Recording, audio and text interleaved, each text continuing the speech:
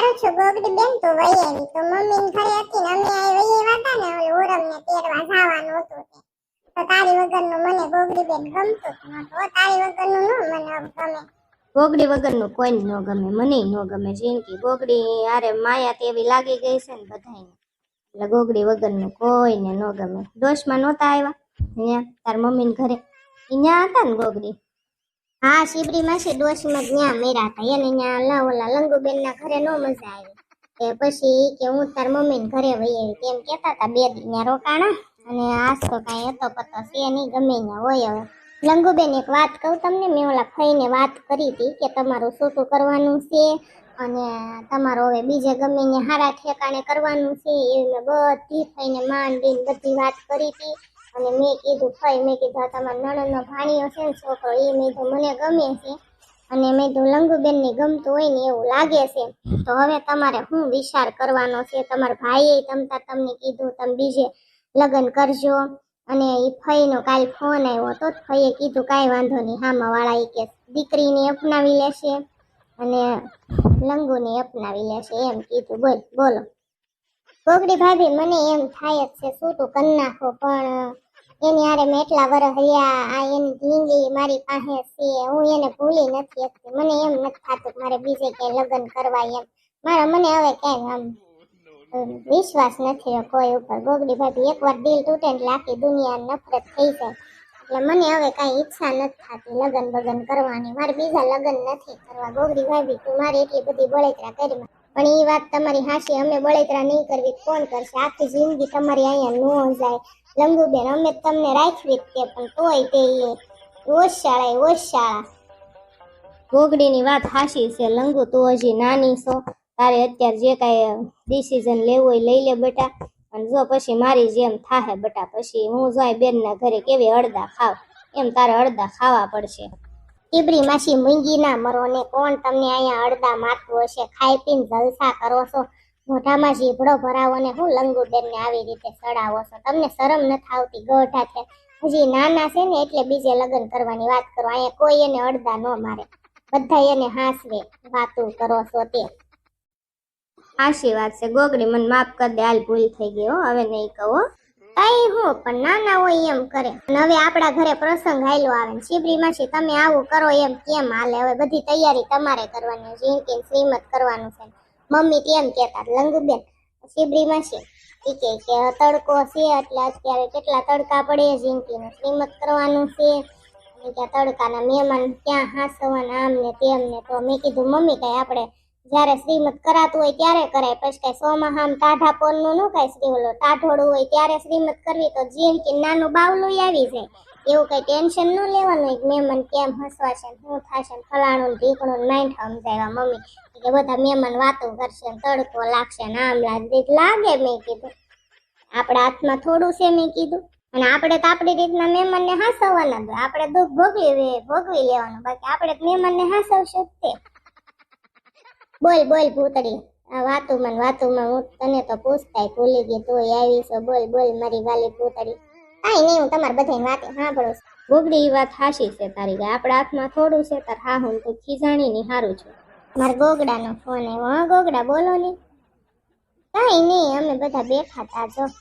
હા મેં તમને હમણાં કોલ કર્યો હતો પણ તમે કઈ ફોન ઉપાડ્યો નહીં. મેં તો મારો ગોગડો કામમાં લાગે છે. હા એ આ ઝીણિયાને ફોન કર્યો હતો ને એને નો ઉપાડ્યો અને એ આ કાબરને ખાવો છે આઈસ્ક્રીમ.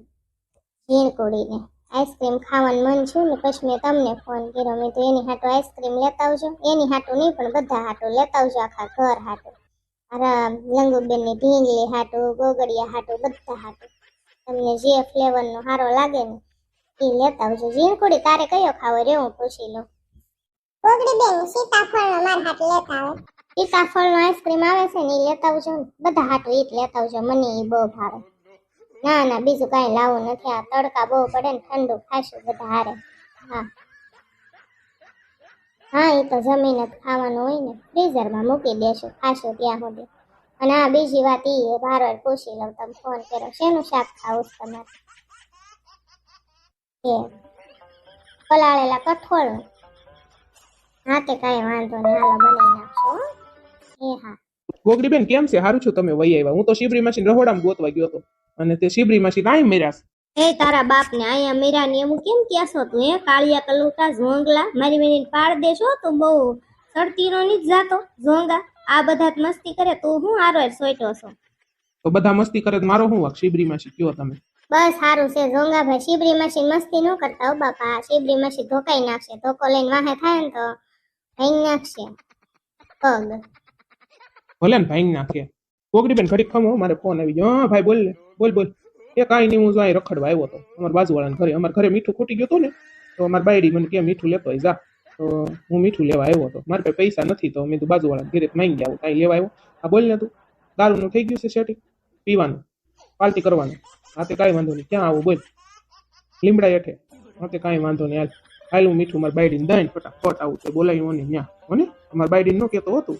હા એ પાછી પૂછી એવી છે, એ પાછી મને હવે મારે છે. હું બહુ દારૂ પીવશું ને એટલે. ઝોંગાભાઈ ખોટું ન લાગે ને તો એક વાત કહું તમને, તમે આ દારૂ પીવાના ને એવા બધા ધંધા બંધ કરી દો. મારા ભાઈ નથી હારા લાગતા. તમારે નાના નાના છોકરા છે, મરી જશો તો છોકરા રખડી જશે, બાયડી રખડી જશે. તમે જે થોડોક કઈ કામ ધંધીને સડી જાઓ મારા ભાઈ. કામ ધંધીને શું કરવું મારે ગોગડી બેન? હું કામ કરવું એમ થાય મને. દુનિયામાં કામની કાંઈ નથી અને તમે ધારો એ કરી શકો, જેવું વિચારો એવું થાય મારા ભાઈ. દારૂ ને બારું બધું મૂકો અને બીજો કઈ ખારો કામ ધંધી નો કરો ભાઈ. મારા ગોગડાને જોઈ લો, મારો ગોગડો કેવું મારી હારો કામ કરે છે. એવો કઈક કામ ધંધી નો કરો. હા પણ હું કઈક કરીશ, હાલો મને એમાં સડાઈ ગયો ને ગોગડી બેન.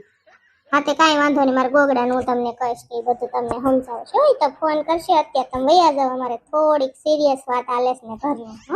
હા તે કાંઈ વાંધો નહીં ગોગડી બેન, હું જાઉં હો. મીઠું લઈ લો મારે હાથે હો રહોડામાં. એ હા લઈ લો જાઓ હો. શિબરી માસી ટાટા બાય બાય. એ મયર જા તારો લાડવો સોળ ઝોંગલા. શિબરી માસી તમારો લાડવો પેલા સોળવાનો છે.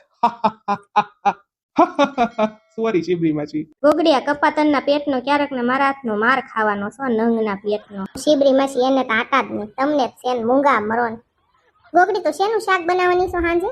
મારા ગોગડાને ખાવું છે બાફેલા પલાળેલા કઠોળનું શાક. મગ મઠ ચણા એવું બધું મિક્સ કઠોળ આવે ને એનું એવું મિક્સ શાક એને બહુ ભાવે. તો એ કે ઈ બનાવશે એ કે મન કે.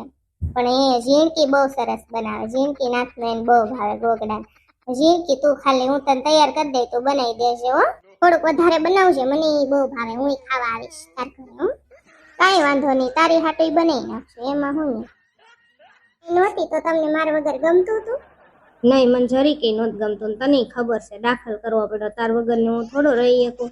પણ આ તો શું કરવો, આટલું બધું કાંડ કર્યું હતું તો પછી મમ્મી એમ કીધું હતું કે થોડાક દી તેડવા નથી જાવી, તો ફોનમાં વાત ન કરતો ને એવું બધું મને મમ્મીએ કીધું હતું. તે કેમ એટલું બધું આવું કર્યું તે? એ જે હોય હવે બધું ભૂલી જાવ ને યાર. હવે બધું ભૂલી જઈશ. હવે કોઈ દિવસ મારી ભૂલ નહીં થાય. અને ઘરે બધાને કહીને આવીશું ને મેં તમને કીધું ને કે હું મરી છે ન્યાન જીવી છે ન્યાન હું તમતા નહીં આવું. મારી મમ્મી ના પાડી ને કે તો અહીં ન આવતી, અમારા નામનું નહીં નાખશે. તો બધું હવે તમારા માટે બધું છોડીને આવીશું ને હું તમે કહો ને એટલું જ કરીશ ને. મારું બધું તમે જ છો, મારું બધું એટલે બધું તમે જ છો. મારી ગાંડી, મારી ઉર્કી, મારું તે ગાંડી, બધું એટલે બધું તું જ છો. મારી આખી દુનિયા તું છો પાગલ. મારા ભાઈબંધનો ફોન આવ્યો. હાલો હા કાંઈ નહીં, બોલ બોલ.